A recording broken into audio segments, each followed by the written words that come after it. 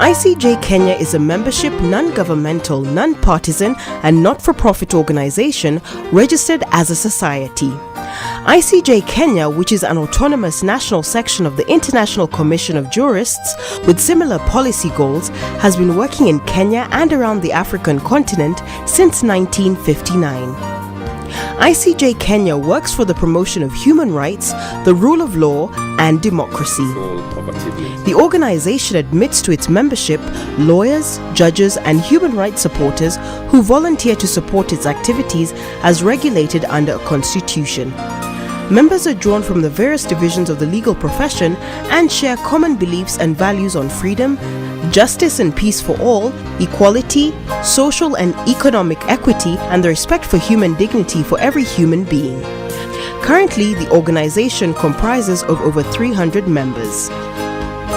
ICJ Kenya, the only national section of the International Commission of Jurists on the African continent, works nationally in Kenya, where, among other things, it is the foremost civil society organization working on the promotion of freedom of information and judicial reforms, and also human rights education.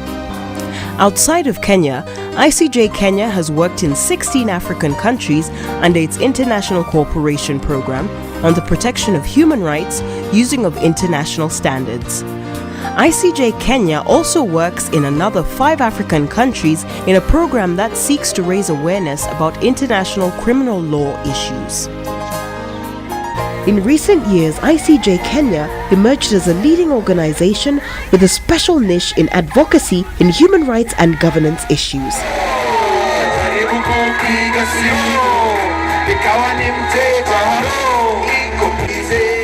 Hiyo wimbo inatakikana kuambia serikali ya kwamba isiendelee kushika wananchi wa mteja, si ndio?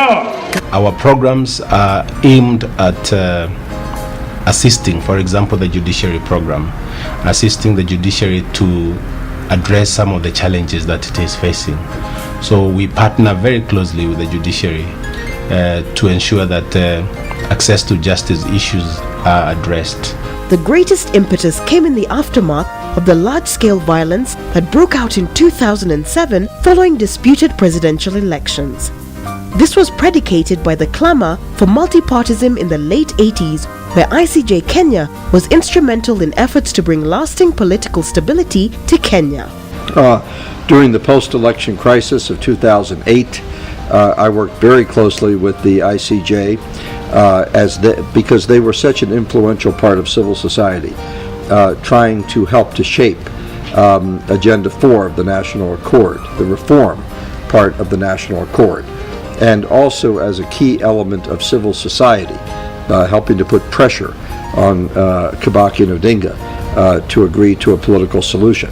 Following the resolution of the 2007 crisis, led by the chair of African Eminent Personalities, Dr. Kofi Annan, ICJ's role emerged to be twofold: enactment of the Peace and Reconciliation Accord of 2008 and implementation of Agenda 4, which still continues to touch on issues of rule of law and governance. In great anticipation by ICJ Kenya is the possibility of the International Criminal Court, ICC, to indict the chief perpetrators of the 2007-2008 post-election violence proceeding according to plan. This will make the country engage with the court for a number of years, and support of the ICC in Kenya and in the regional bloc is part of the agenda of ICJ Kenya. This is a new area for this country especially, but also for this region. The Rome Statute, which is the basis of international criminal justice, is a relatively new development. So there has not been sufficient civil society expertise or leadership to join the discourse around how to relate with the Rome Statute. The mediation of Kenya's political crisis gave impetus to demands for the enactment of a new constitution. This 2-decade struggle was finally brought to a close on 27th August 2010, with its historic promulgation witnessed the world over. His Excellency the President, having read the instruments of promulgation of the new constitution, now moves so that he can be able to sign the instruments of promulgation. ICJ Kenya has been closely involved in electoral reforms in the country. They have come to help us in drafting two bills which are very crucial for electoral reforms. One is the Electoral Commission bill, which I think ICJ on 3 occasions sent their people to come and join us in a workshop together with Parliament, Judiciary, in trying to draft a bill to cater for the new Electoral Commission.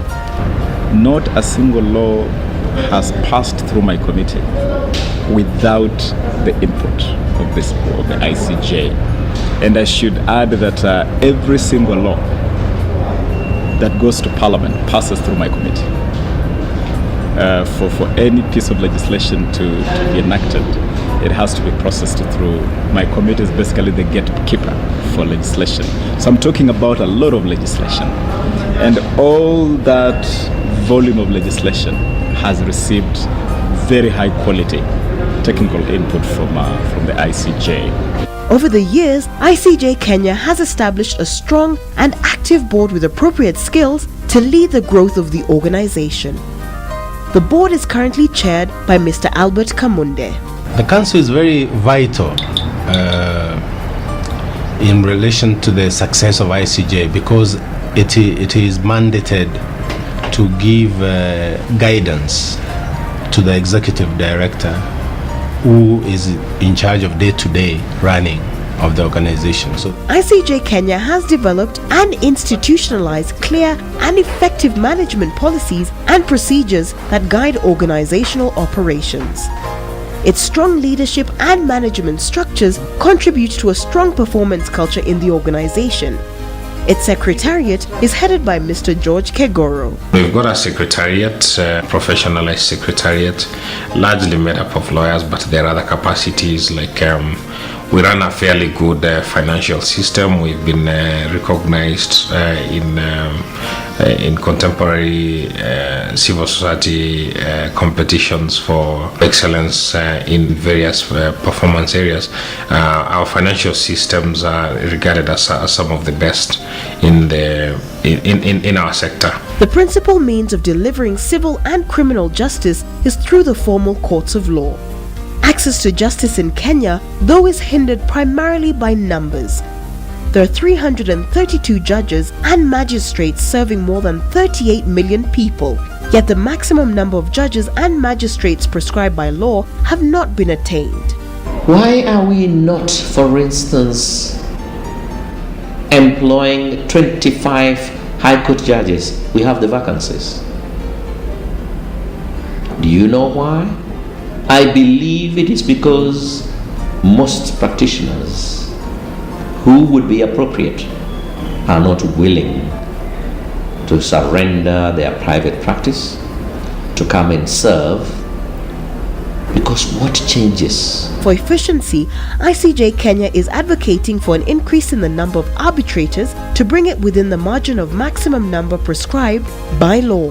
Looking around the judiciary being a very key arm of government and having for the long time being supplanted by essentially the executive, but also the legislature in terms of its place on the table.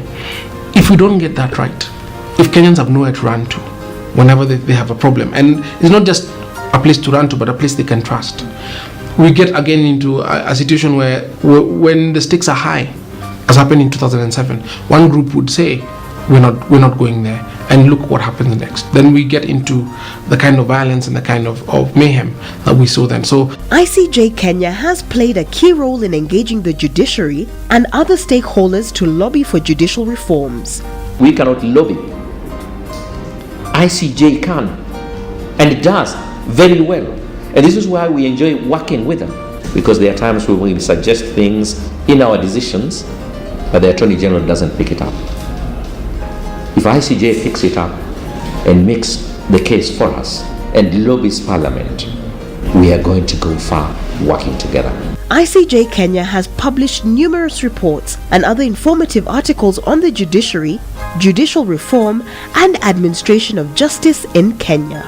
In particular, there is a book that had been written by Mr. Antonio and in collaboration with ICJ, he has been here with us, and we've actually looked at the book, the way that they have interviewed us on witness protection, and the experience has been very rich and fruitful and very, very, very educative to us. ICJ Kenya has a large paralegal network which it uses to sensitize the public about legal concepts, the law, and how they can access justice. The idea is, if the country has got about 5,000 lawyers, mostly based in Nairobi, it means that rural people, who are the majority of Kenyans, do not have access to legal advice, quality legal advice. Now, to deal with that problem, we have been engaged in trying to propagate basic legal literacy among a cadre of grassroots leaders who then become paralegals. The Laikipia Legal Forum is one of such paralegal networks. This is the headquarters of the forum. It was a product of International Commission of Jurists. They trained the paralegals we have talked about 100, and we have the headquarters here in Kenaba. The Kitui Legal Forum is yet another paralegal network serving the eastern region of Kenya. Mimi ni mmoja katika wale waanzilishi wa project hii mwaka wa 1997, na jinsi ninavyoona ilitusaidia sana. Provincial administration officials, including district officers, chiefs, as well as senior police officers, have benefited from the role the local legal forums have played in improving access to justice. They've been able to train my village elders, and that's why you can see on my desk I have some books. All my village elders know of children's rights, and these books have been brought to me by the Laikipia Legal Forum. So when they arbitrate disputes in the villages, now they arbitrate from a point of knowledge. We encourage Laikipia Legal Forum to partner with the police, especially on issues to do with education. We encourage that close relationship between the public and the police, because members of public are the major stakeholders actually in security issues. Many ordinary members of the communities have immensely benefited from the intervention done by the paralegal officers. Hii imenisaidia wakati nilipata kesi na watu wangu wa nyumbani. Niliwahi kuingia kwa hiyo ofisi nikiwajulisha hii maneno ya kudhulumiwa na watu wangu wa nyumbani, na wakanisaidia. Kuna wakati nilikuwa na shida nyumbani, nikaita Christine, lakini siku anajua, alikuja tu, alikuwa rafiki ya mzee yangu, akakuja akaniambia amekuja kama ofisi, tukaongea na tukamaliza, nikaona nimesaidika, na ndio tuliongea na hii ikamalizika. Treat we can cancel, because sometimes you find somebody, the brother or sister, they are in quarrel, and the issue you find it in court is very hard. So they can listen, they can care, and we can have a solution. So I say God is good. May God bless the parallel legal project and expand it. In recognition of great service to the community, ICJ Kenya has been awarding deserving Kenyans the prestigious Jurist of the Year award. In naming Marende as the Jurist of the Year, the Committee of Jurists noted Marende's epic ruling early in the year when Parliament... I must say that I was really privileged to be given that award, because that award, so to speak, came from a professional organization that has everything to do with the law, the rule of law, enforcement of the law, and so I felt really privileged and honored. In the year 2000, ICJ Kenya commissioned the publishing of a Freedom of Information Bill as part of its Freedom of Information project. We were able to have a conference with the ICJ, which they facilitated, trying to originate the Freedom of Information Bill, and I participated in that. I further chaired, I think, a meeting which eventually led to the Media Council Act, and ICJ had a very positive input in that, in sensitizing members of parliament and other stakeholders from the media to ensure that the bill that eventually led to the act had the interests, addressed both the interests of the players as well as the government. The bill was informed by a research study on the freedom of information in Kenya and other relevant jurisdictions. ICJ understood our argument from a media standpoint that all these things that the legal fraternity talks about, they're talking to themselves. If the media doesn't understand it and the media needs to articulate it to the people, then ICJ is not doing anything. So we told ICJ this organization wants to fill that gap, so that the media can understand transitional justice processes. In turn, we can enhance the capacity of the media in the language we understand, because media mentality, you have to understand it from a media perspective, so that we can have gainful, meaningful change. The project also involved a successful national campaign on the right to know. Through it, ICJ Kenya managed to create links with national and international media houses and organizations advocating for freedom of information at the international level. I was intrigued and impressed by ICJ because of the legal weight the organization commands in terms of unpacking legal issues, governance and democracy issues. But as I continued interacting with them, I told them, you guys almost speak to yourself. Do you believe the media understands what these laws are about? Do you believe the media understands the process to the ICC? We started talking the ICC many years before Campo removed his Campo 6 list. And we started interacting with media. ICJ, I remember our very first main forum, media forum, that was credible enough, that was incorporated 5 countries from East Africa: Kenya, Uganda, Tanzania, Rwanda, Burundi, and Sudan. We did it because ICJ made it possible for us to hold it. ICJ Kenya